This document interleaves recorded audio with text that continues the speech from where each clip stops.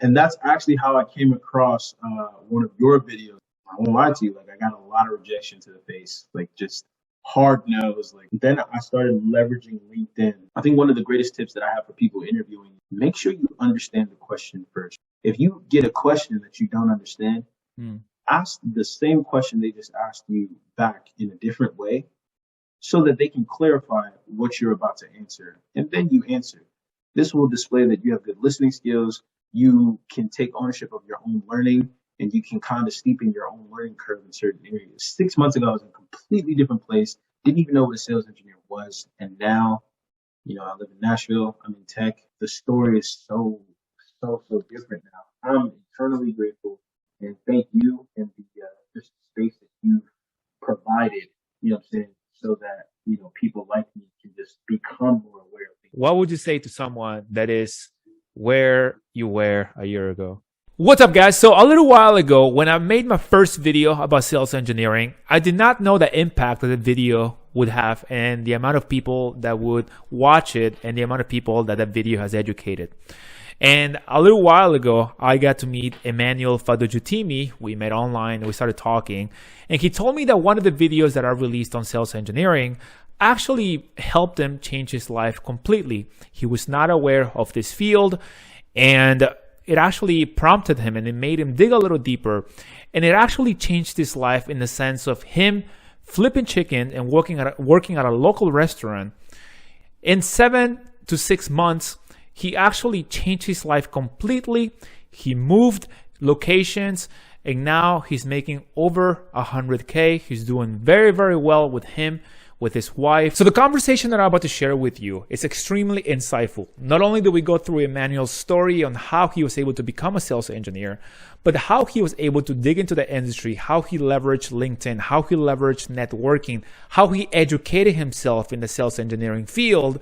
And not only that, we're also going to be talking about the interview process and his future plans. So if you are someone that is watching this video and you do not know anything about sales engineering, if you want to become a sales engineer, or hey, you need a skill that is going to help you change your life completely in a very short period of time, then you can definitely stick around for the whole conversation because Emmanuel goes through the whole process of how he made that happen for himself. So if you like this video, make sure that you drop a like, subscribe to the channel, and with all that being said, make sure that you share this video with anybody that you think will also benefit from this video. So I'll see you guys on the next one. Enjoy this amazing conversation. Peace. All right, cool. So you were saying that everybody knows you for your story now, sales engineering? It literally went from, it started with a video of you actually, so here's the story, man. I think these stories always start with a girl, right? They always start with a girl. What happened was, me and my girlfriend at the time, and she's my wife now. Well, congratulations. I know, right? Thank you. We were sitting down and we were like, hey, what do we want out of life? I just noticed our lives had just gotten super negative. Like when I say super negative, I mean I would spend the entire day at a restaurant. That's where I worked, right? Flipping chicken. Nando's. You know Nando's? Yeah. I have one right on the street. Yeah. I worked at Nando's from 10 a.m. till about midnight every day. 3 days a week to try to make ends meet. I'm not gonna lie to you. I'll be transparent about my salary and stuff.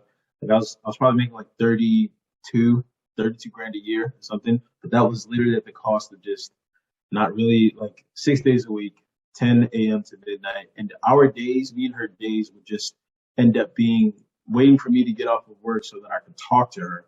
And it would just be full of complaints, just things we hated about our jobs, things we hated about our managers, things we hated about what we were doing. And I started to really hate that, my dissatisfaction level just got way too high. You know what I'm saying? They say change will come when your dissatisfaction level hits a certain point. You know what I mean? A lot of people do the things that they don't like, but they're not doing anything about it. So it's almost like you're not dissatisfied enough with what you're doing to actually do something about it. My dissatisfaction level hit a peak, particularly because I wasn't happy, and now my unhappiness was starting to affect her, and my relationship. So one day we Mm. were just talking. We were like, let's talk about what you want. What do you want in life? Like, be as superficial as possible. Like, doesn't matter. You want nice things. Want nice things. Want to travel. Want to do this. Want to do that. Her main things were, I want to make more money. I want to move out. I want to leave Baltimore. Right. Yeah, yeah. Cool. I Are think are you originally from Baltimore? yes, Gotcha, originally from gotcha. and then I think when I turned like 17, I moved out to like the right in the smack dab in the middle of 295. Like I got Baltimore like 30 minutes this way, DC like 25 minutes. Gotcha, gotcha. So it was like, okay, what can I do? Like, so I said to myself, I need to get back to sales. Like I was thinking about a sales job. I was like, I was the best version of myself, and I made a pretty decent amount of money. You know what I mean?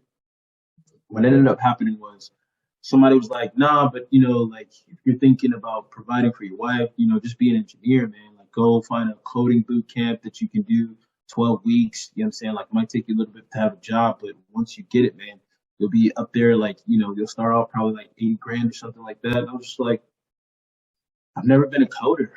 Here's the honest truth, man. I actually went to school, Towson University, for music. Mm. Yeah, jazz. I studied jazz at Towson. I actually didn't even finish because I left to go get my pilot license. The story is crazy, man. Pilot license. Yeah. Then I became a photographer for a while, and then I started doing sales. Got sick, some things happened. I ended up in the restaurant industry for like 3, 4 years, and now it's like, okay, I need to get back to sales. Um, the Internet of Things when you're searching for sales jobs and engineering boot camps, sales engineering. Yeah. That's It's one of those situations when the algorithm works in your favor. I know, right? Exactly. People complain about it, but I mean, it shows you more things that you want than you think. You know what I mean? Yeah, yeah. And that's actually how I came across one of your videos. I think you were talking to Tanner Drake, actually, Yeah, who yeah. even connected with after that video. I joined this community of just pre-sales and sales engineers. Like, community is huge, like 16,000 people strong. And I think what I decided to do was because I'd never heard of this before.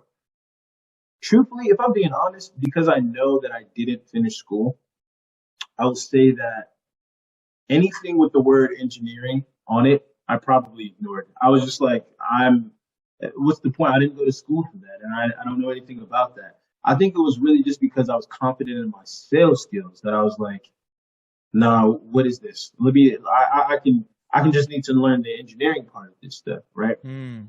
And truthfully, there's not a lot of engineering. Yeah, it differs. The role differs from company to company. But I was lucky enough to land a role at one of the biggest CRM firms in the world. And CR firms? What does that mean? CRM, so CRM? relationship management, HubSpot, Salesforce, Gotcha. so woo. Um, I'll Nice. say that man. So like I was looking for my decision was to embed myself in the role, learn as much. My goal was to be a subject matter expert on the role itself, and I think that was when I connected with you, and I was like, wait, I thought you were a sales engineer. I was like, I'm looking to talk to as many guys as possible. I'm gonna start picking their brains. I need to become a sales engineer, me in my mind. So it was just a matter of talking to a lot of people. And I'll be honest with you, a lot of people were like, I don't know, man, that's a fairly technical role. Like, I don't know if you can, a lot of people like come from like years of engineering and fall into that Mm. role. Right, right. Um, and a lot of people have some experience in tech before they get into that role. And I was like, I think I can do this. And it was just constant YouTube videos after YouTube videos, embedding myself in certain circles. And then, I just started interviewing.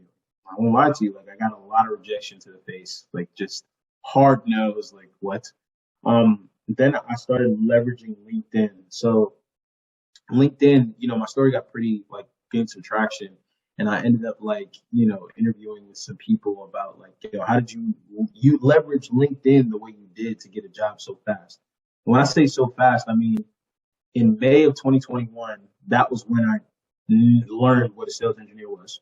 Yeah. I found your video probably the week before the last week in May. I remember because I had a wedding that weekend.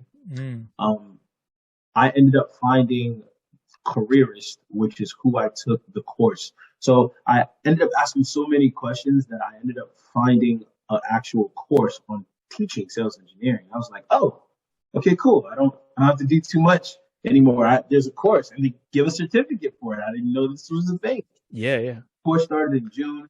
I was finished the last week of June. It was only a 4 week course. Uh, I So started what do they teach you in that course?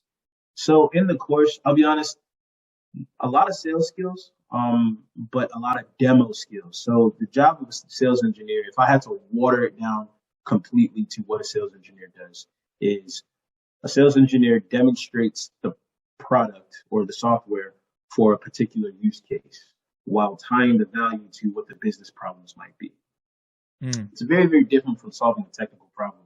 Like IT, the running joke is, did you turn it off and turn it back on?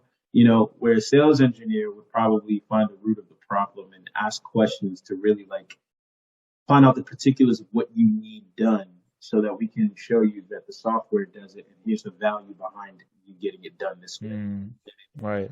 So they were really, really good at, teaching us demo format, kind of understanding the difference between, hey, look, this is cool, and I want to show you this, versus, hey, look, this is the value this is going to bring to your business. So really just a lot of value selling, a lot of, ways to look at things differently and kind of speak to its value versus the functionality of the thing. Got it. Got it. Completely two different things because you have to go from solving technical problems to solving business problems, which is obviously where the real money is. You know what I mean? Right, right. So they were really like we had like practicums every week where we Did you have to purchase that course to pay to attend that class? Is it expensive? You so don't have to say how much.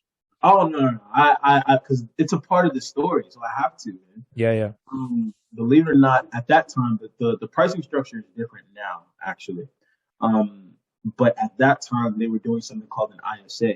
So it was like you pay 3,000 up front or you pay 15%, you pay 800 now to register, and then 15% of your gross monthly income for 24 months. Mm. So the latter was obviously expensive, but at that time it was like if we don't help you find a job making at least 70,000, you don't have to pay anything. So it was in their best interest to Damn. find a job, Yeah. which was, I think, some people took advantage of that. I don't think they offer that anymore. But I'm glad that I was one of the people that it worked out incredibly well for. Because I did land a job. I actually landed a 6 figure role. Like, so to go from 32 to literally quadrupling your Yeah. salary, Yeah, and which yeah. May, I didn't even know what a sales engineer was. I was flipping chicken at Nando's to accepting an offer at HubSpot in October. Like Damn. that's pretty. It's pretty. Now, don't get me wrong. Like I did work like hard. Yeah, I I was. mean, yeah, it sounds like it. Yeah, for sure. 100%. It was, but I started applying in July after the course. Knows, knows, knows. But there's something that happens to you in the interview process. Like truthfully, I feel like I gained experience doing interviews as well. You know what I mean? Like Mm. at first, I wasn't getting past the first conversation. And it's because, okay, obviously I'm saying some things that aren't allowing me to get past the first conversation in these interviews. So I actually stopped applying for jobs and it got to a point where on LinkedIn, and this is where, me leveraging LinkedIn comes in. It got to a point where I was like, you know what? I'm not applying for a job unless I talk to somebody from there. And it's either going to be one of these three people. It's got to be the recruiter, the hiring manager, or somebody who's in that role already. Mm. Goes to one, treat them like a lead. So I was just like, hey, I see that you guys are hiring for this position. I'm wondering if I could ask you some questions about your ideal candidate and about the role itself. I've got this experience and I've done this. Let me know if you got some time this week to chat. And a lot of Yeah. them were forthcoming and just hopped on the phone with me. And those small conversations turned into, all right, go ahead, put in an application. We'll pull it and we'll put you through the first process. So it was really cool to learn how to do that, but it was step by step. I probably interviewed with like 26 companies within those 3 months. I'm serious. 26. At some point, Dude, matter of that's an fact, outrageous number in 1 month. That's you have to, no, it was across about 3 or 4 months. oh, okay, okay. It's But still that's a lot of lessons that you that's took why there. I say like I had to. At one point, I had a spreadsheet of all. I had to keep track of where I was, what the potential pay was here. I think I actually got my first offer in August, and Yeah, I actually turned it down because it was way too low. It was like the OTE was like 65, and I was like the average OTE, especially around the Washington D.C. area, was like the average for entry level was like 95. So I was just like OTE. So the way sales engineers pay structure is set up, it's like 70-30 split. hmm. So if the OTE is 65, that means 70% of that is your base salary, and then the 30% is the commissions on top. Yeah, So if the grand total was 65, that means that my base salary was probably looking to be like, anywhere between 40 to 45. And I was like, right, that right. doesn't make any sense. And I got it. They were a startup, but I was like, do I even want to work at a startup with this being my first time in tech? Yeah, for a startup, probably gonna have to wear so many different hats and things like that. Yeah, So especially since you wanted to find something more stable for you and your relationship, and it's just like it would just add more stress. exactly. It would probably give me a lot of experience, but Yeah. no. So in July, my wife actually took the same. She went to the same school. They had a QA course that she just decided. She was working retail in the mall too. Hmm. And now like November, she got the offer. She started January. We were moved down to Nashville and everything. I was just like, man, this is crazy. This life just kind of moves like really fast. So we're talking about like 7 months ago, man.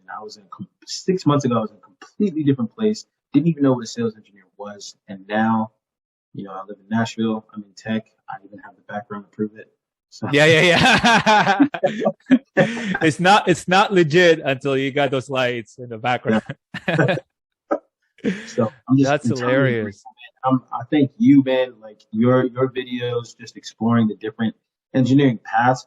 I'm pretty sure your video is like the first one, and there aren't too many videos online about sales engineering. So it was just like, man, what a clutch way to kind of get in there, and to know that I did this. I don't have a degree.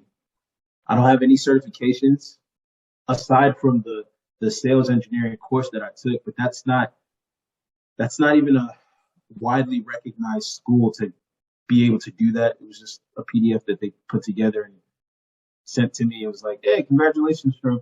But putting it on my resume did spark a lot of conversations because when I tell people I went to, because nobody teaches this. Yeah. So it's like, yeah, you want to tell me about that. And I'm like, yeah, man, it was pretty intense. Like 4 weeks to learn like what this role is. It's pretty intense. We went through it. It was a lot of fun. I learned. Truthfully, it wasn't until my last week of the schooling that I learned that sales engineers don't close any of the deals. Hmm. I was like, because it's sales, but it's not sales. So I think even in like some of the role plays that I would do with my instructors, at the end of my role play, I would always ask for the business as if I was a sales rep, and they were like, "Whoa, whoa, don't do that. You don't do that. That's not your role. Don't It, close. Don't try to close the deal." I'm like, interesting. what? Now you have to understand, like my sales background comes from me doing door to door sales, Yeah. and when Oh, that's I mean, to my knowledge, I don't know much about sales, but I think that's one of the best ways, more what would you say, the gruntest way to go and sell door to door, one on one, and then you get the kind of most practice, practice. it'll teach you a lot, man. It will teach you a lot. And here's the Yeah. thing: maybe I'm a psycho, but I actually loved it. I did it for about 2 years. Yeah. I actually loved it. I loved growing my own sales teams. It was fun to just work with people and push people out of their comfort zone so that they're making sales. But the thing is, it was just commission. I mean, like straight commission, no base salary. And I think the most you could make off of a deal was $150. Now I'm talking about knocking on doors from 1 o'clock in the afternoon till 8:30, 9 o'clock at night. Now I got to a point where I was averaging at least like 2 deals a day. So, what I mean? Like it was okay, but it's still Yeah. pennies dollar compared to what I make now Yeah, doing, yeah, exactly. kind of work. So, that's the story, man. That's That's crazy. So how are you and your now wife? So after you guys had the conversation, talking about, okay, what do you want out of life? mhm. And then that's when you started digging into sales engineering and finding for ways to improve your life. So where are you now on the journey to where you had your minds in the long run? You're I already think on the way there for sure, no, right? it happened really, really fast. But that just goes to show you, like, when you're intentional, like, things can happen. People say a lot can change in a year. I'm talking about the last 4 to 5 months right now. That's, Yeah, you know what I mean? Like, I'm not talking about a year. I'm talking about less than yeah. that. So I'll be honest, it was a little overwhelming. The anecdote that I actually just gave my manager today, because I won't lie, like, a bit of this requires me to be very vulnerable with my manager, Hmm. so that she knows how to help me best. And I'm glad that I am. I'm glad that I have that relationship with her, because I want her to understand, like, this is new to me. Not just the role, just everything that's happening in life. It was a bit overwhelming. Like, think about it. If you have an 8-year-old child and that child is doing work that is on the level of a college freshman, do you send the child to college because they can do the work? Like, that's something that you have to ask yourself, particularly because, yeah, they'll be able to do the work, but think of everything else happening to that child, like the things that they're being exposed to, Exposed to, right? hanging out with people that are light years above them as far as age and experience goes. You're an Right. 8-year-old kid, you're hanging out with college freshmen who are like 18 and 19 years old. Like, do you do it just because? I had to let my manager know, like, that's actually what's happening with me. You know what I mean? Like, from proposing to getting married to moving in with my wife to moving from Maryland to Nashville, Tennessee, to helping her settle into her role, settling into my role. I'm still learning things about this role that I'm just like, whoa, okay, all right. I got signed to a deal today that I was just like, how do I, how do I let them know that they hired? I don't want them to know they hired a fraud. Yeah. No, man, that's not a fraud because you're already training. You have an idea. You know who to ask for help, and then you train yourself, and you just keep learning day by day. It's one of those. I made a video a couple of weeks ago on confidence and how the more you learn about a role, the more you start getting your hands on it, the more confident you become, and then, but the transition is the hard part.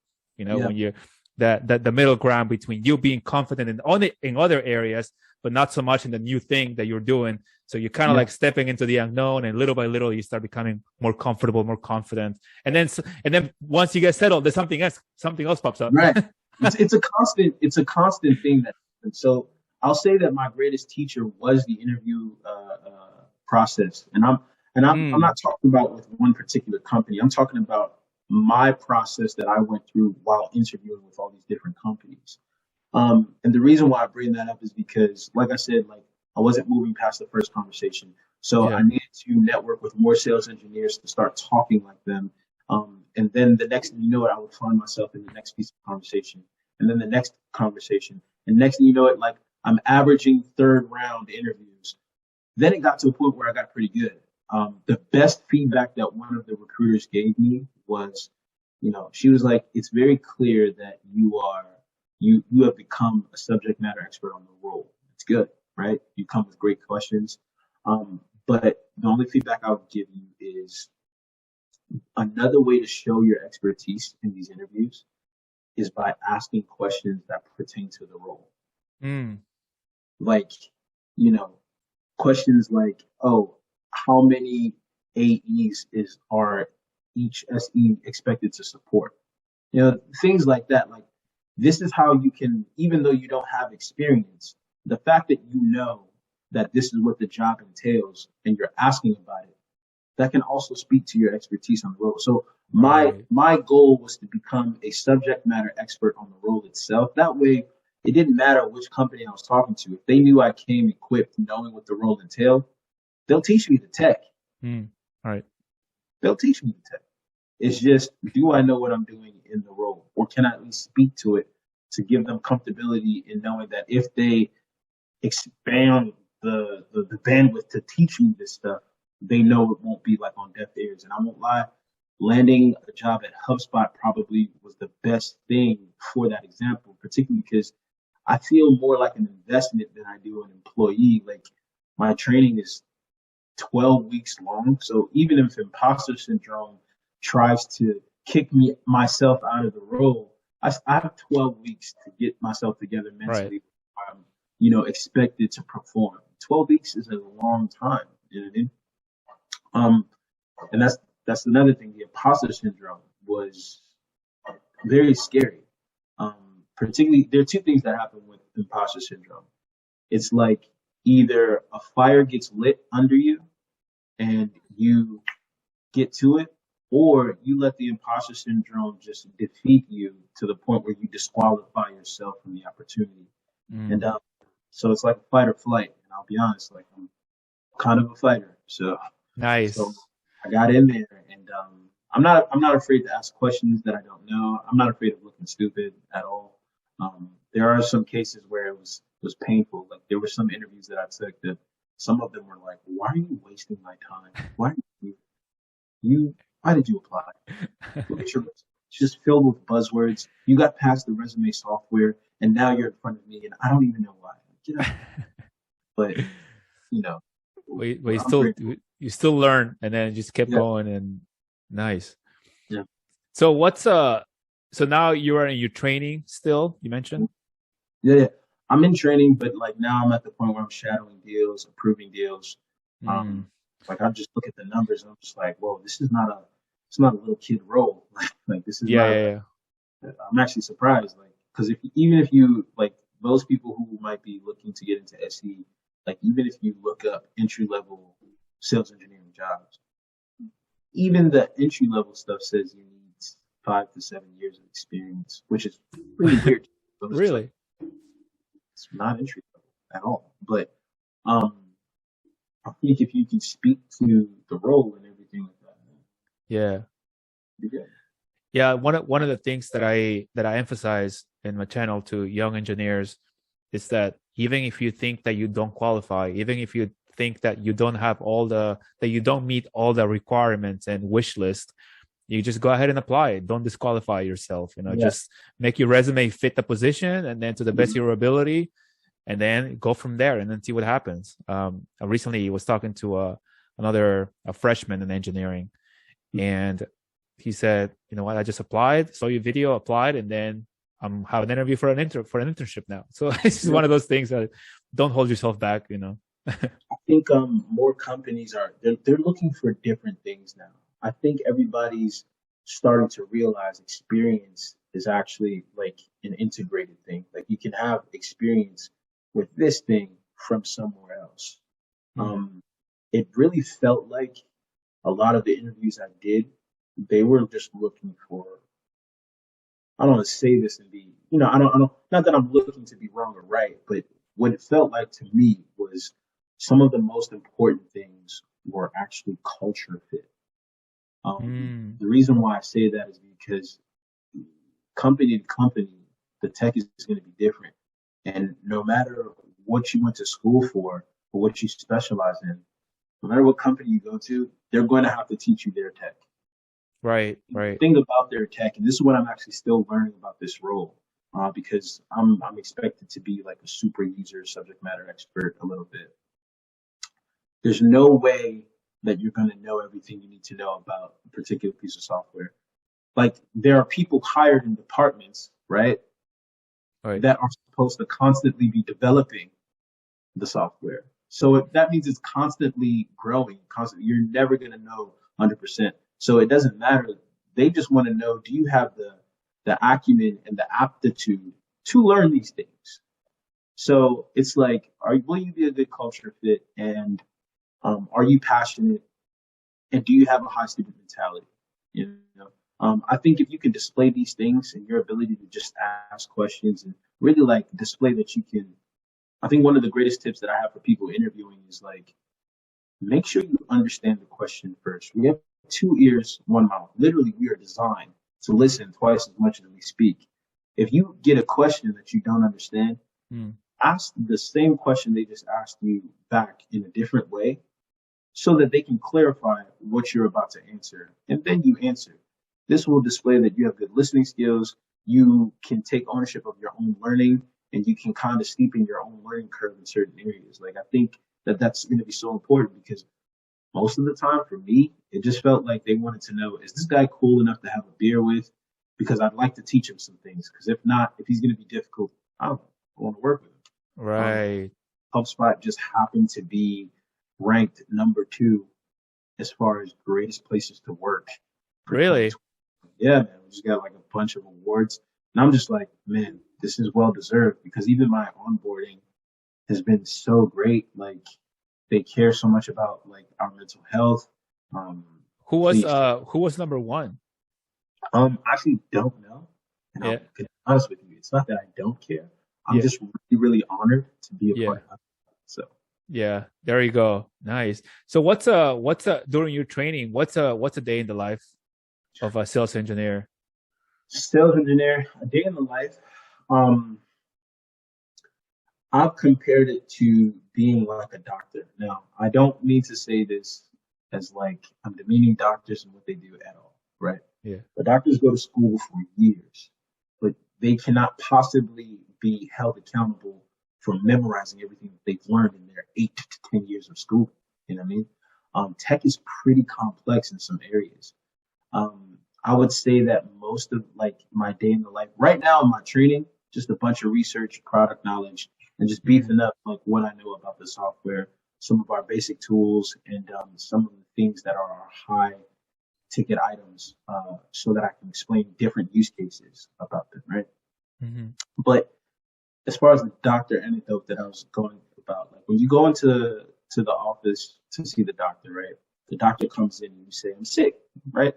And the doctor's going to be like, "Okay, what are some of your symptoms, right? Like you got a stomach thing, what's going on?" And you start describing these pain points, right? Hmm. And the doctor, based off of what you shared with him, now has to write you a prescription for something he think will fix some of your problems, Right. right? Um, of course, the doctor is going to maybe like take your symptoms into the next room, start to look up a few things, and just be like, okay, I do remember in school, like this symptom and this symptom and this symptom together. Yeah, you probably have a stomach virus or something like that. You get what I'm saying? Like they Yeah, don't yeah, read top of their head. Sometimes they can run diagnoses in their head without running tests. yeah, yeah. They just go by what they think is happening based on what you tell Yeah. them. And really, what ends up happening is they come up with a solution for you. So my job title is solutions engineer. Um, if you Mm. think about it, actually, like this role has so many different titles. I've seen solutions consultant, pre-sales engineer, technical pre-sales engineer. So it has a lot of different titles to it. But the doctor simply comes up with a solution for you. Yeah, Now, one of the worst examples I have is, do you remember that show House? yeah. Yeah, man, he was a world-renowned doctor, but if we really think about the show, he kind of sucked. You know what I mean? Like in the sense that like he would run all these diagnoses for his patients, and he wouldn't get it right until like the last 10 minutes of the episode, and like, and then he'd be like, "I knew the whole time. I just wanted to see if you did." Like, Yeah, yeah. like what? But that's essentially like what we do. Like, a business has a particular use case for a Yeah. problem that they need solving, and maybe the sales rep has you know recommended particular piece of software, and they need the sales engineer to come in and kind of like talk about the particular use case for how they would do it as far as the problem that needs solving, and kind of tie it back to the value of like maybe their original goals for why you need this. So this isn't just a technical problem. It's not like you are having a problem in this area. This is actually costing your business money. So getting Mm. a piece of software will help you understand that you need this to solve the business problem, not the technical problem. So Got it. So that's the perspective that you take and you tie it into, hey, it's gonna make your business better, right, right, not right. just yeah, right, right. Not It's not just, oh, you're now going to be able to send emails directly from the software. Like, no. No, you're gonna be able to reach out more people and then get Right. more You sound like a leads. sales. There. Dude, that's awesome. So when it comes to sales engineering and sales, you have experience in both so far. What's the main difference that you see other than the technical side or being able to understand more complex systems from a sales engineering perspective? There's definitely a more technical side. I think like my main focus right now is I've always had a base understanding of like APIs and calling APIs, Mm-hmm. but now it's like I'm going to need. What is an API?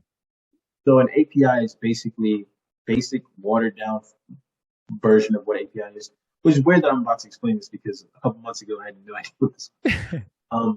But it's really how two applications kind of converse with each other. Um, Funny thing about the internet is the enter key actually used to be called the send key. I don't think a lot of people knew that. Yeah. Especially, I think I do remember that. yeah.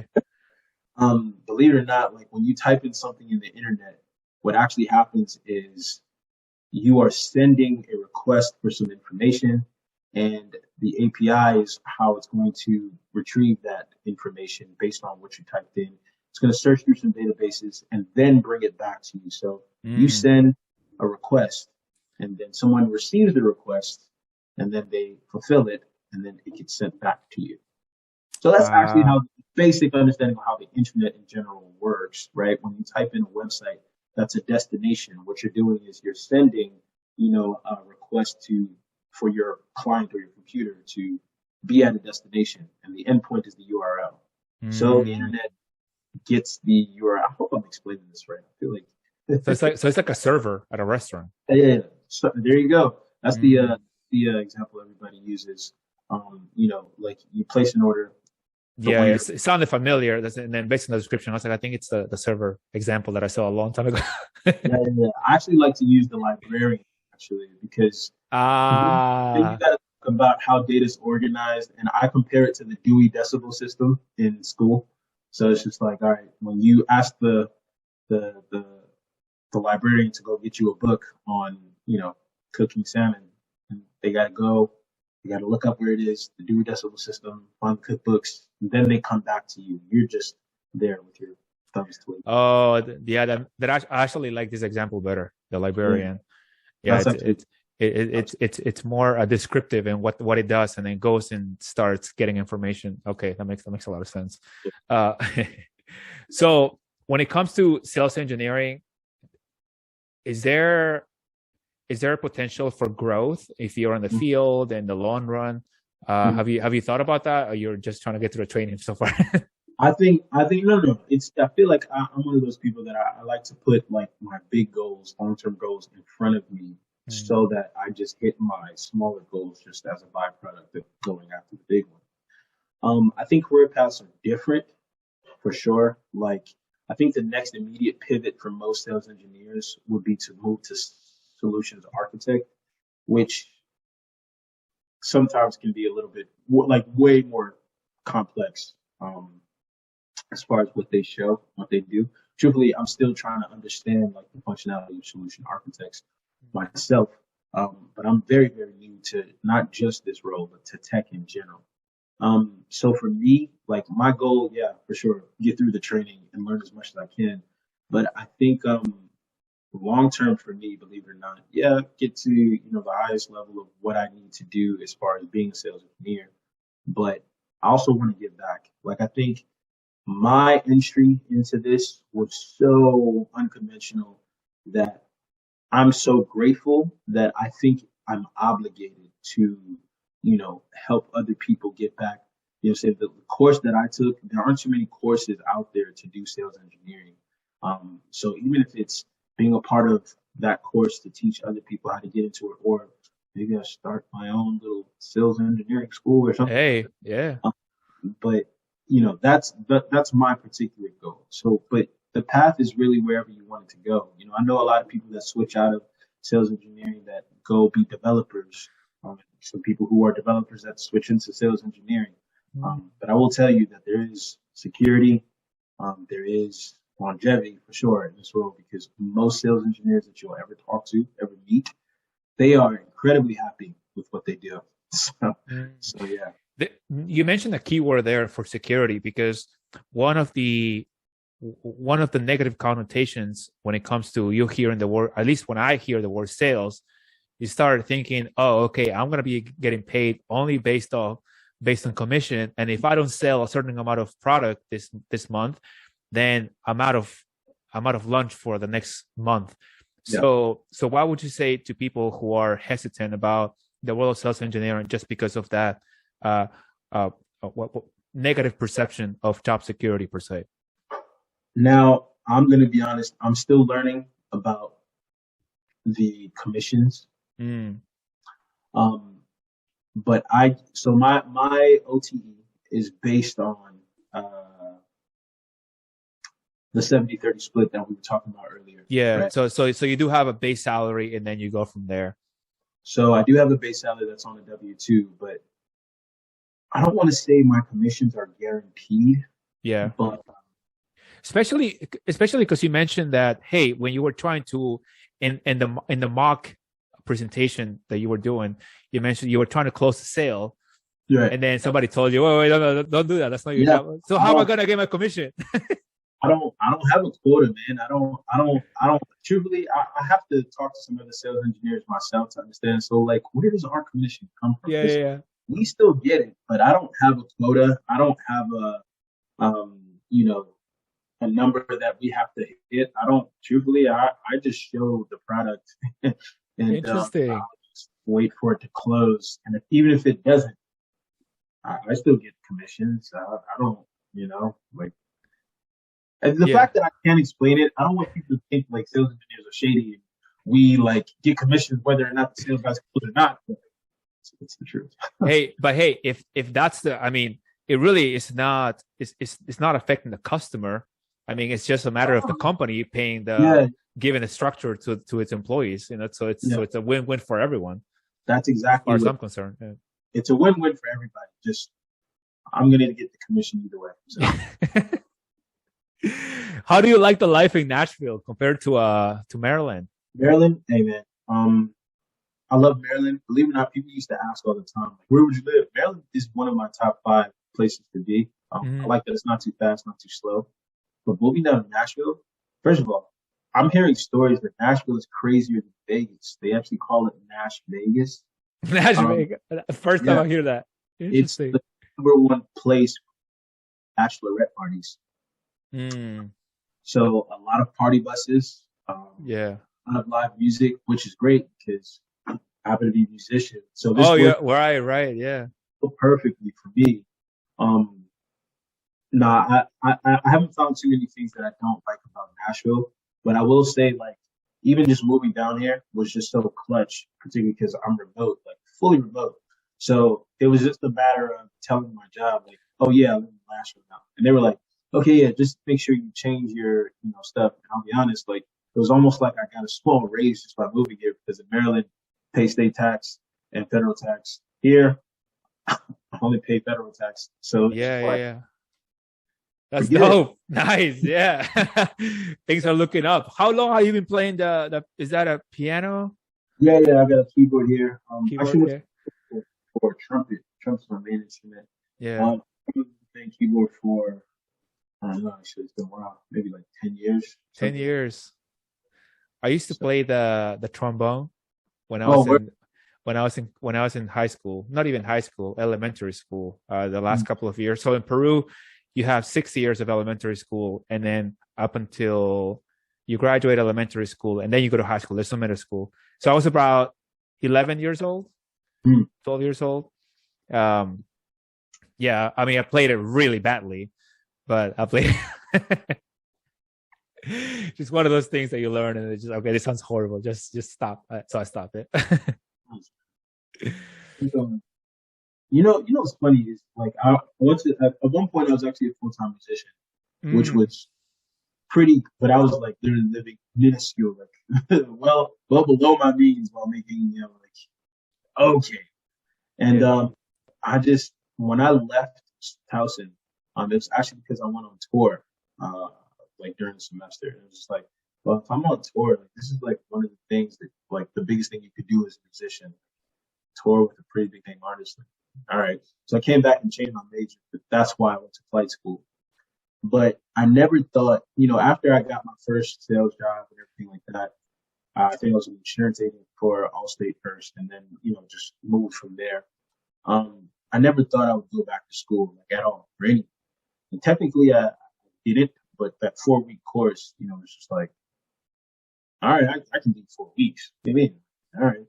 And actually, I had to wean down my hours at work uh, at the time at Nando's because I needed to make time to study because there's a lot of studying involved. But again, like I'm not a lazy person. You know what I Yeah, mean? yeah. Um, so I think at one point, remember, like I was interviewing a lot at a lot of different companies. Once I got the hang of it and how to have these conversations and move myself through the interview process, at one point I was with 4 or 5 companies. I was in the last round with 4 or 5 of them. And they give you an assignment really to test your technical aptitude. I felt like I was working for all of these companies and I had just so much homework and work. And I was just like, oh, and all the tech is different. Mind you, I'm still new to tech. So Yeah. it's just like, I don't even know how to. So it was a lot of late nights of just YouTubing and researching stuff. And, one of the recruiters, she was like, I know that you tech, I can tell, but some of the things that you were able to do, like not having known tech, was impressive in itself. Like Mm. even one of the people that I called that was helping me put me on this path to sales engineering, I called him when I got the job at HubSpot, and he was like, "That's unbelievable. Most people, no way. I just talked to you in June. It's October. What do you mean you got a job?" I was just like, "Hey man, I just felt like I did what I was supposed to. I didn't know like it took like this much to get into this role, Yeah, and yeah. I don't scare people to say that it does because it doesn't really. But you just if you know you're not a lazy person, you can totally do this. No degree, no certifications at all. No experience, obviously, right? Yeah.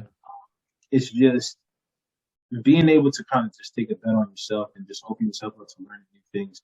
Because I won't lie, like I really do like what I do now. Even though I'm still understanding it, I have no idea what's what. Sometimes I get my butt kicked like with the stuff that I'm reading because I'm just like, did I retain any of that? Because that was a Yeah. thing. But But it's it's good to know that I'm growing and my mind is growing. yeah. Yeah, but it's an perhaps the foundation that you keep going at it and you keep being interested in what you're learning is the fact that you enjoy it. You enjoy Yeah. just being there and uh keep on learning. And dude, that's awesome. So when it comes to the life in Nashville, you mentioned that you like to set your goals really far ahead. Are you looking to stay there for a long time and make the best out of the, That's the actually GitHub? that's actually hilarious. That's actually exactly what me and my wife were talking about last night, like during Valentine's Day. Like, Especially because it's remote, right? yeah, yeah, yeah. So, my goals now, especially like life in Nashville, she just moved down here. I'm blessed that like I was in a place where we could move that fast. You know what I mean? Mm, We like we just paid for everything quickly, and like even our apartment, we like fully furnished like in the first week. We really wanted it to make it feel like home quickly, so that we can kind of assimilate quickly. I took a lot of time off of work because I was already in London, and then I got back, and as soon as I got back, she was like, "We got to move to Nashville." I'm like, "Okay, I need another week off." And luckily, my boss was like so super cool about that. But I did know the consequences that I was taking in my training by being so far behind. Like we're talking mm, about a month and some change behind. Um, but just to settle in was cool. And we talked about it last night. We were like, okay, now that things are settling in. As a matter of fact, she's the only QA person at her job. Let me tell you something. The week she started, they were like, hey, we're actually launching a new platform like in 2 weeks. For her being the QA person, what quality assurance means. She's the person that tests all of the software for bugs and right. things like that, make sure everything's working.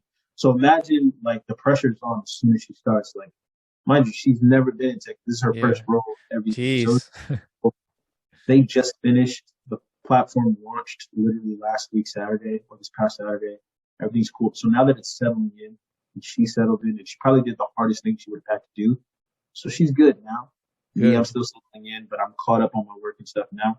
That's why we are having a conversation last night about just what our goals are. Sorry for the long-winded answer, but there's a perspective that needs to go into place. But Right, right. we were like, you know what? Let's give this 5 years. We made this move look easy, but this was not easy, and I don't want to do this again next year. So let's be real. Yeah. Think about this. In 5 years, you will have a ton of experience in your role now. I will have a ton of experience in our role now. And we even set like a monetary goal. Like our goal now is to, in 5 years, we want to have 100K like saved in the bank. That way, even if we decide to move back to Maryland or truthfully anywhere we want to move, like we're gonna be able to say, okay, well, we can work wherever we want to work. You know, we Right. have the experience to prove that we can apply for any job if it's a problem, and we have money in our pockets to do whatever we want. Right, right. So that's what I mean by like it was overwhelming. But once we sat down, we put things into perspective, started looking at our long term goals. It was just like, okay, life in Nashville is good, but if we want to move back, we have to give it a chance first. So Right. No, that makes a lot of sense because you don't want, I mean, right now you're going through a lot of changes and you don't want to keep having to go through too many changes too frequently. It'll just start driving you insane. oh gosh. So it seems like a lot of things are going great for you. I'm very happy to hear your story.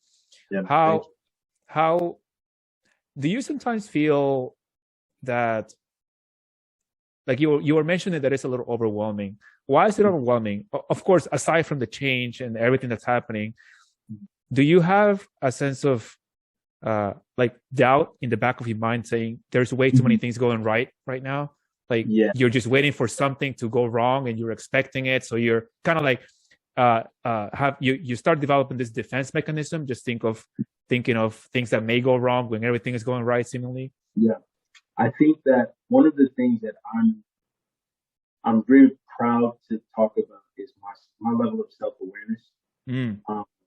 I feel that it's allowed. Earlier, I mentioned like one of the things that I'm doing now is being super vulnerable with my manager, because it's helping her coach me in the right ways. Because what you're talking about creeps into my mind a lot, and I think the reason is because people are used to doing what they're used to doing.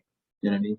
Like my life in Maryland was pretty comfortable, but it wasn't anything that I could scale. You know what I mean? Um, Right. Particularly like black men, we talk about the trap, right? Sometimes I don't think people know what that means. The trap means that you can't get out. It's a trap, you know.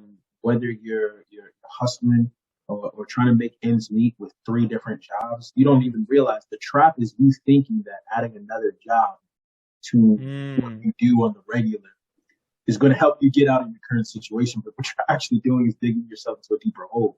You only have but so many hours in the day Right. to do. There's only 24 hours. How much time can you actually trade for more money? At some point, you have to ask yourself, okay, this is backwards. I need to make more money in less time. And the only way to do that is to give myself time to learn something new. You know what I mean? So the fact that this is all new does, you know what I'm saying, scare me sometimes. And I'm just like, what if I can't perform?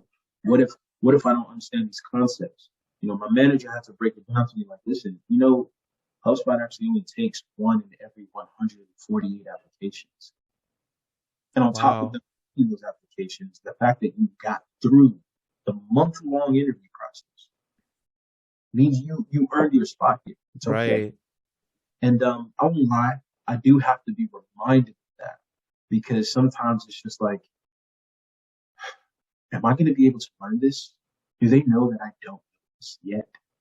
Right. But what is the reason why somebody would go back to their comfort zone? Because it was comfortable, Right. right? It was easy. The one-on-one I had with another manager over the weekend, he was just like, yeah, so just make this easy. Whatever you did and built to make that part of your life easy, make this new stuff that you're going through. Yeah, it's just new, but Mm-hmm. you can make this just as easy as you did that last chapter of your life. Right. And it's a constant battle. So this room, you know, even the way that I've kind of built this office out was to because there's a mental toughness. Even though like working at Nando's for 12 hours was exhausting, sometimes I'm more exhausted doing this. But I'm at the computer all day. So why is that? It's because it's a mental toughness game that you have to kind of build. Um, Above me is something called, I have a picture of something, it just says the uncomfort zone. The thing about the uncomfort zone is my manager, I got this because she said this to me and I was like, I have to have this hanging above my desk. I bought it immediately. Immediately. She said the thing about the uncomfort zone is that's where you grow. Like that's you climb the mountain and you go as far as you can go. And only then can you see that you can actually go much further. Mm. And it was just like understanding that it's like, wow, I'm I'm living in my potential now. And now that I see it, it's actually not enough, and I can actually push my potential a little further.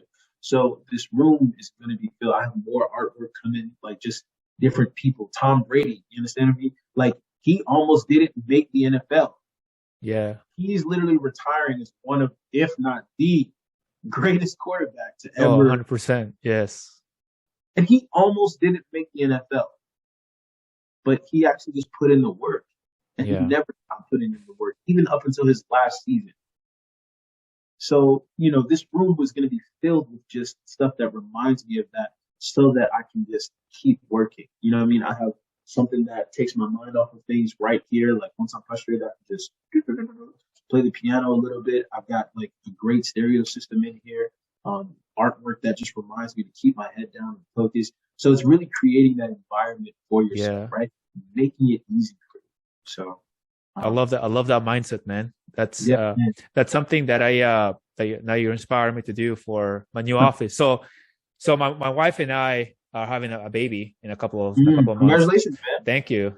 Yeah, definitely looking forward to the next stage in life. So we're moving to a bigger place now. We've been living here in Pentagon City, next to DC, only a couple of minutes. So it's a little 750 square foot apartment. Now we got a townhouse like farther out in Fairfax, Virginia, and now I'm gonna have an office finally. Because right now, like I'm here, and then my wife is there watching TV. Sometimes I want to make a video or something, and she's watching TV. So I'm like, "So when are you working again, so that I can make my video?" Yeah, she keeps asking me. So why are you asking me all this time, like when I'm working? I was like, I'm trying to make some videos, And then like whenever she's out, I make 5-6 videos all in a row because I know she's gonna be here, and so I mean it's no problem. But now that I'm gonna have a space, now definitely having some inspiration and things that keep you going, for sure. If you have to create that environment for yourself any way possible. I think even with my wife, like I'm constantly creating environments for me and her to just continuously grow, not just together but also separately as well. That our relationship just keeps growing. I'm not gonna lie to you, like the scariest part about getting this job was actually the autonomy. Right. To be honest with you, like I'm so used to, blue collar work where I'm just micromanaged every day and every day there's something to do. Now it's just like, hey, I'm not your babysitter. Like I need you to get this work done and just have it. Like nobody's going to check on you. Like nobody's going to check on me to make sure this is getting done. This is getting done. I'm just expected to have this done. So I create my own work hours, but the autonomy was just so much that I had to get crazy with my scheduling. Like everything is scheduled. Even my time with my wife it's scheduled. Now, that doesn't mean it's always good. It's just so that I can create a habit of, being pretty routine with some of the things that I do to make sure things are getting done efficiently. Yeah. A wise person once said more freedom, more responsibility, right? Or more power or something like that. Yeah. Something, or whatever you say. It's hard. But yeah, that's actually a really good point on how that's something that I experienced too. So when I was in college, I worked at retail stores. I started doing sales and I started doing anything just to pay the bills and pay for school. And like you were saying, you are micromanaged. You clock in, you clock out. You have your 15-minute break. And then one of the biggest shifts that I had when I became an engineer, and then it was just like, okay, you tell me when you come in, tell me when you leave. Sometimes we'll go to brunch from 10 until 1 p.m. and Wow. then come back, leave. But as long as your work got done, one of my project managers once told me, "Hey, as long as you keep your customer happy, I really don't care what you do." So Yeah. it's like, all right, well, fair enough, man. In my first week, actually my first month, it was November. November was my first month, and I was making a little bit of money now, and I was like, I need to go see my sister in London, who I hadn't seen her in about 4.5 years or something like that. And she's over there with no family. It's just her by herself. So it's just like, it would be awesome if we could spend Christmas with her. My sister is the one who proposed the idea. She's a twin. You know what I mean? I haven't seen her in 4 years. Not my twin, but she's a twin. Got it. So it was just like, we should go spend Christmas with her. And I was just like, oh my God, I can do this. I I have money to pay for myself to go to London and do this. But this was going to be seriously important. And I was like, wow, I just started this job. There's no way they're going to let me get that kind of time off to go to London. Like, what? So I was like, okay, let me put it in my manager's ear to say. And I just asked, and my manager was like, okay, I'm not your babysitter because we don't have any deals open right now. So Right. if you can, pay attention, just keep up with your studies, your onboarding. I don't care. Just come back before the end of February. I was like, what? This was like December 7th. I was talking to her. And the only reason why she said that was because she was like, yeah, if you're there for longer than 3 months, it's a whole tax issue. I was Oh, like, really? really? I was like, okay. And then, Nice. as me and her were building our relationship, she was like, you know what? Don't even do any work. Just focus on being present with your family. Like, it's okay. Just take the time that you need. And I Dude, was like, having people like that on your side is such a blessing. Such that's a what I blessing. mean by like HubSpot. I feel like an investment. The fact that they want to make sure that I'm in a good place mentally to perform, it's almost it's a catch-22 because they're making sure I'm in a good place to perform. Right. But I'm also appreciating them so much for that I want to perform. Right. You know what I mean? So it's like, wow, thank you. Like You almost like feel bad if you don't perform up to what they expect. exactly. Yeah. I'm like, all right. And so I told her I was like, okay, I'll be back the first week in January. And then of course the first week in January comes, and I'm like, okay, I need another week off. I gotta move to Nashville. And they were just like, okay. As a matter of fact, my boss was out of office for that first week. So Yeah. when she got back, she was like, Eman, so how was your, holidays? And I was like, well, um, so I live in Nashville now. I got Yeah. married, and yeah, it was just like, what? But she was excited for me, and she's becoming, more than my manager, my close friend. And I just appreciate like I guess I've just never had a manager like that. You know what I mean? Yeah. So it's been great knowing that not just am I taken care of as far as the job goes, but to know that like I actually have somebody, a manager who I can find a mentor in. You know what I mean? And that's huge for Yeah. somebody who doesn't know what they're doing. She actually in the beginning was like afraid to micromanage. I was like, oh no, please. I need. Please tell me what to do. Stop micromanaging. But right now, please tell me Yeah. No, I can absolutely relate exactly to what you're talking about, because there's sometimes it gets to a point. So right now, so I'm a mechanical engineer. I've been on the field for the last since 2012, 2011, if you count my internship.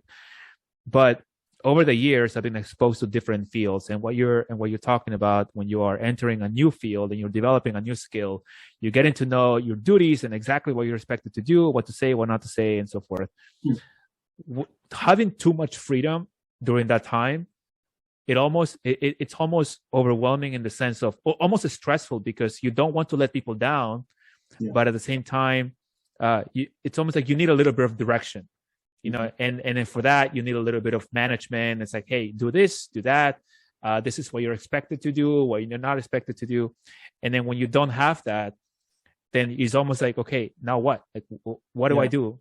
It's not just when you don't have that. It's literally like when you're so used to that, and then all of you get that. That's the real scary part. You know what I mean? I think getting control of my schedule and how to kind of plan like my weeks out, week to week. Sunday is my planning period. So Sunday Mm-hmm. nights, like I'll think of everything that I need to do this week, and writing down the to-do list is is not as effective as actually scheduling that stuff out. Like actually, okay, you wrote out your to-do list, but now actually giving it a time in like an hour to Right. do this task, to do this task. This is the only way that you're going to track how productive you're being, Yeah. how much more productive. I'll say that once I got a hold of you know getting control of my schedule and not just letting things just do whatever, I really do feel like that was half the battle. Because once you got like these little tasks now become like to-do lists that you scratch off, and there's like a little high five that you give yourself. Like Yeah. you're like, Yeah. cross that off the list. And if you think about it, if you do your week like that, you'll end up having a good week, thinking that, oh man, I got done everything I thought I was gonna. I said I was gonna get done. Right. And by the time you do that for 3 weeks, even if you have one bad week in a month, but you have three of those good weeks, you had a pretty good month. Yeah. And that's how you get better. But it starts with you kind of getting really, really organized, because it was being so used to being micromanaged all the way to just cold Not turkey, having no structure at all. Yeah. do whatever you want. It's just like, It's like, no, no, no. I need a little bit of I'm not going to go yet. back to bed, like, Right, right. Yeah, no, exactly. No, that definitely makes a lot of sense. I want to know more, and this is the last question that I have. I want to know a little bit more about the trap that you were talking about. mhm. How, when it comes to having trying to make more money, and then you mentioned that having three jobs is really not the way.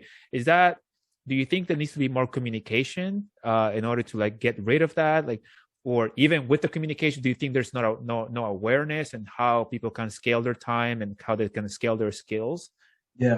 How would you get rid of it now that you have more wisdom and knowledge? Now, again, me personally, I just happen to be blessed with the talent of being super self-aware of things. You know what I mean? Mm, Just my self-awareness. Like, I used to be so meticulous that, like, because it's never just one thing. You know what I mean? Like, if my room is a mess, I can take a step back and be like, okay, if my room is a mess, this is just an outward projection of something that is also a mess up here. You know what I mean? mm, Because your world is really just an outward reflection of like some of the right. things going on Yeah. in your mind, whether it be perspective or actual outward projection. You know what I mean? A Hmm. person, the reason why they say don't make decisions when you're angry is because when you make an angry decision, like you're thinking of it from an angry perspective, so you're probably going to do something to escalate the situation because your mind is thinking anger. Right. Right. Yeah. Can you imagine if God made us out of anger? I don't know if if you believe in that or I anything, but believe in that. Yes. we all know that God is supposed to be loving. Imagine if He made us out of anger. He probably just let us burn the world down and just be like, "Good job, everybody." You know what I mean? Like, Yeah. so the point that I make with this is, that like get to know yourself. Like a lot of people who want to do sales engineering, I'm like, yeah, absolutely. Talk to me, Dad. Tell me what you want. But my first question to them is never, like, or I never just jump into sales engineering. My first thing to them is asking them, so what do you do now? Like, what are you already good at? Because a lot of people don't even realize a lot of jobs in tech, they're probably already super qualified for. Mm, They've just, like I told you, I would have never paid attention to this job because it had the word engineering attached to it. It was only because I was so right. confident in my sales skills. But I know people who are better than me in sales that will probably crush this role, but they're Mm, not exposed to it. You understand? So how do you get that exposure? I think first you need to recognize you're playing the wrong game. You know what I mean? The trap. Once you recognize you're in the trap, it's just like, oh, okay, like, all right, what am I gonna do to get out of this? Like, right. I've trapped myself because you've been playing survival this whole time, Hmm. and now you need to. But survival mode is only triggered by you reacting to everything. Once you start planning, right? Like even in the example we just talked about, I was reacting to my schedule, letting it do whatever. Once I started planning, I gave myself more time, right? Right. I think people think that, oh man, in order to make money, I have to trade more time. And I won't lie, there are some communities. I don't want to talk as if like everybody should know this because it's not the case. Right. Truthfully, I was just blessed. The way that I got to know like another side of sales and another side of money, like I know people, and this is not a joke. I know people that make $400,000 a month. Not joking. And the way that I got to know these people is, I think, door to door sales. I knocked on one guy's door. He was 23. He had a GTR and a long wheelbase Range Rover in his driveway. And I'm trying to sell him Verizon. And, I cracked a joke and I was like, yeah, I'm looking for the homeowner. He was like, it's me. No way. And he invited in he was like, yeah, that's my GTR. I just bought my girlfriend that Range Rover. She's cooking steaks. He invited me in for steaks. And I was like, all right, man, tell me what you do. You know what I mean? But I got exposed to this that way. Imagine if I never knocked on his door. You know what I mean? Yeah. So what did he do? He was literally an online entrepreneur. Like he had a Shopify store, and he did sales trainings. So he was just like the reason I invited you is you're pretty good. Like you're pretty good at sales. So he started asking me questions, offered me a job, but like his job was I didn't trust it because it was like all I've never been exposed to remote work, remote sales from home. You want me to sell? What am I selling? Who am I talking to? I don't get it. You know what I mean? Yeah. A lot of people just don't know. Yeah, that's true. If A lot of people just it don't know. wasn't for my sales skills that I was confident in, I would have ignored this role completely. And here we are now. This role has changed my life. Like literally, the trajectory of my life has shifted 180 degrees from where I would be had I not taken the opportunity.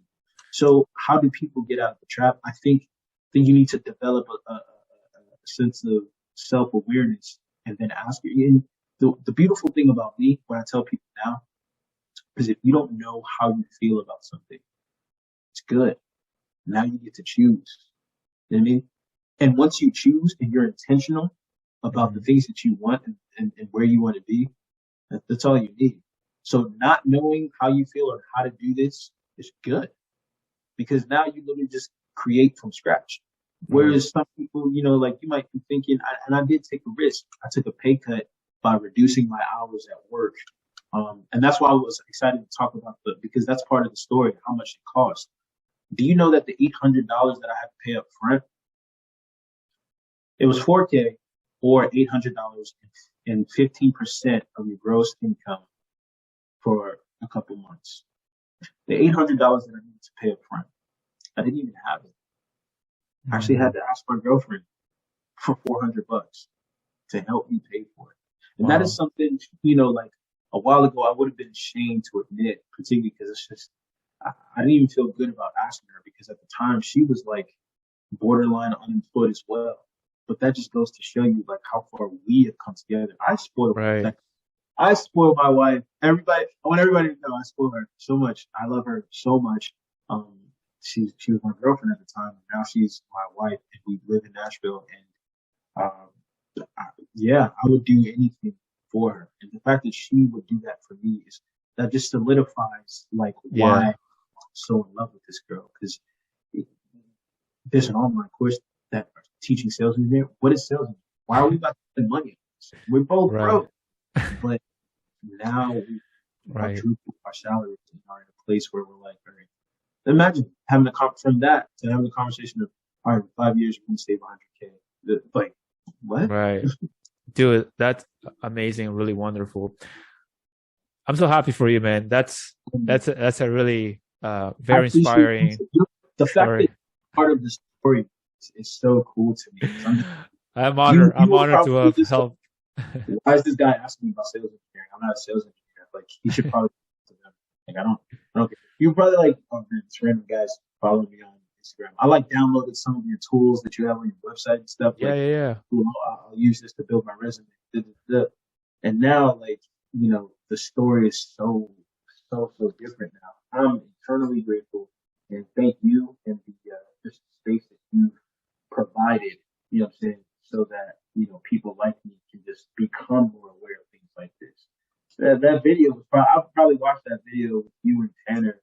Like, it's the one you did talking about sales engineering. Yeah. And then there was the one you did with Tanner Drake talking about sales engineering.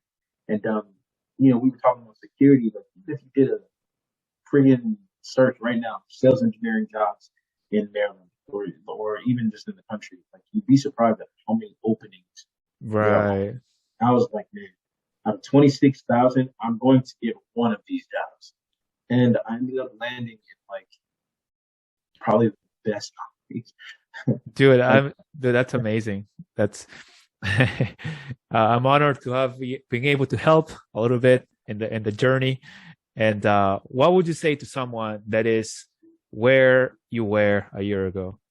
hey, um, listen, not just listen to yourself, listen to what you feel like you need. Because even though this was the path, I'm not going to say that like I planned for this to happen. I didn't plan for Mm, any of this to happen. I think I was just paying attention to what I said I wanted. Remember, the conversation started with me and my wife talking about the things that we wanted. right. Then the question comes, what are you willing to do to get those things? Mm, If change happens when you're dissatisfied, then you need to look at where you are and ask yourself, are you dissatisfied enough to do something about it? So I mm, don't want to say like, this is the path to go, do sales engineering. No, no, no. Because I'm a psycho. I just love sales. What is for sales? My life say that. But I will say like the same thing can happen in a couple different aspects. I know people who are amazing managers at Target that would be amazing project managers, probably mhm, amazing scrum masters. You know, just ask yourself right now, how can I leverage the skills that I have right now to create a world that I actually will enjoy? You know, mm. that's that's what I would say. For sure. Wow. The power of exposing yourself to different experiences and positions and getting Mhm. out there and getting it done. I was afraid to leave Maryland. I was really afraid. Now, Nashville is, I've met some amazing people. Not that I don't miss my friends back home, but it's just like, wow, like I didn't even know like I was capable of some of the things, like meeting new friends as much as I did. You know what I mean? Like my manager, connecting with her on this level to, you know, it's just been having the time of my life right now. And I don't know where I'm going. Nice, nice. So Dude, I am so grateful that you're here sharing your story. Very, very inspiring. And I hope that someone that is in a situation where they think they can be doing much better, I hope they take your advice and encouragement and motivation to keep moving forward and get out of the rut in the situation in which they are.